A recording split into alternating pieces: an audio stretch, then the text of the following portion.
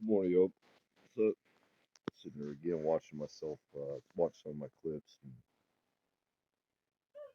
I think I've got this philosophy that I kind of developed over the last few years of like, life is nothing more than a series of comparison and contrast. We're going to compare and contrast. You compare what's good to what's bad, what we like to what we don't like, what we know is right, what we know is wrong. And then, and then we inevitably, elementary theosophy, a book I read in prison, talks about the straight line representing perfection and how we go on each side of that line from the spiritual to the physical all throughout our lives. And, you see that old man sitting on the porch, 80 years old, done lived a good life, nice and quiet, and understands that, all the bullshit's behind him, and he kind of understands that really only one thing matters.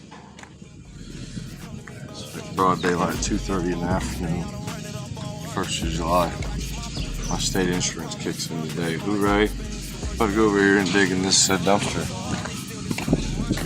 for some evidence of psycho shit. Old Joe stabbing up. So the standard outside of ourselves, if I don't have a standard outside of my own brain to compare myself to, then I'm not striving for anything.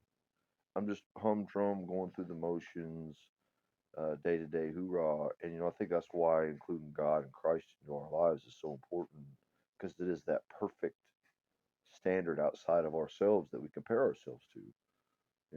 When Christ says, if you even look at a woman and lust after her, you're sinning.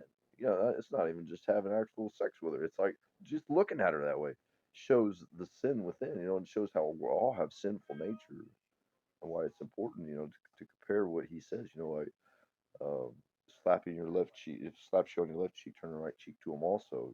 That's, you know, dang. But it's not saying it can't be applied to life. And, I think that it gets easier and easier as time goes by. So I thank my Lord and my Savior for being that standard outside of myself to compare myself to and to strive for. And that works both ways. I mean, you can be a Satanist. I mean, you can worship Satan and yourself and the lust of the flesh and try to pacify that all day long. But I think at the end of the day, that every human being knows that that's not the way things should be. It's just self will and right. So which way we headed? Um, Comparison, contrast.